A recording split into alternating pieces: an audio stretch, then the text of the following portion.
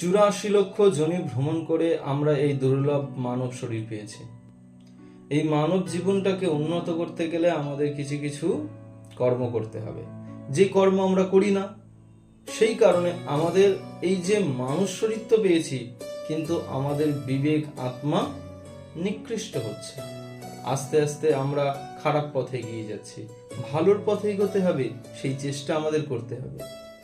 ঈশ্বর আমাদের কৃপা করে এই যে দুর্লভ মানব জীবন দিয়েছে, এই মানব জীবনটাকে কিভাবে উন্নত করা যায় সেই চিন্তা আমাদের করতে হবে। শাস্ত্রে আমাদের 5টা যজ্ঞ করার কথা বলেছে। কি কি?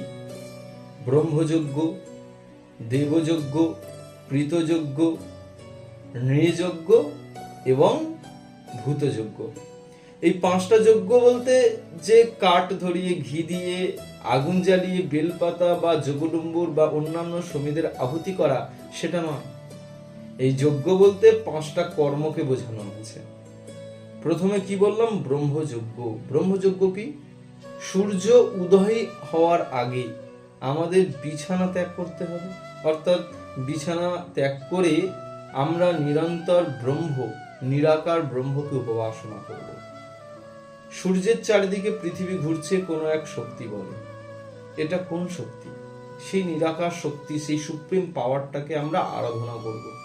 এটাকে ব্রহ্মযজ্ঞ বলা হয়। তারপরে পীতযজ্ঞ, অর্থাৎ পিতৃপুরুষের উদ্দেশ্যে আমরা তাদের জল অর্পণ করব।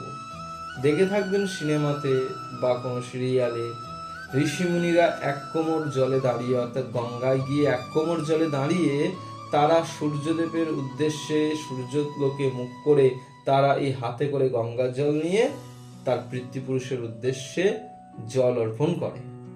এটাকে পিতৃযজ্ঞ বলে। পিতৃপুরুষরা সেই জল পেয়ে, তর্পণ পেয়ে সন্তুষ্ট হয় এবং আমাদেরকে সৌভাগ্য হওয়ার আশীর্বাদ দেয়।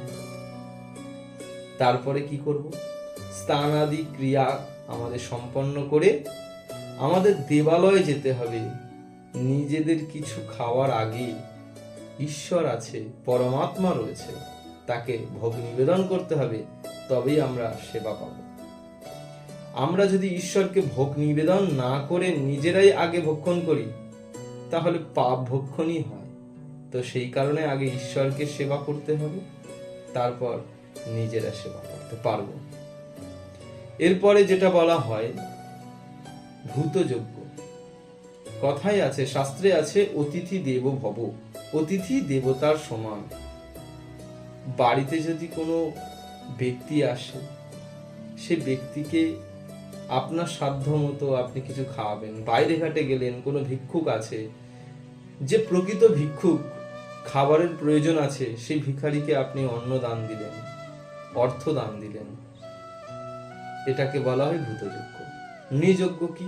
আমাদের আশপাশে পশু পাখি রয়েছে যারা বলতে পারে না আর বেশি দিন বাঁচেও না। সেই সব পশু পাখি, কুকুর, বিড়ালদের জন্য আমাদের দয়া করা উচিত, তাদের কিছু খেতে দেওয়া উচিত।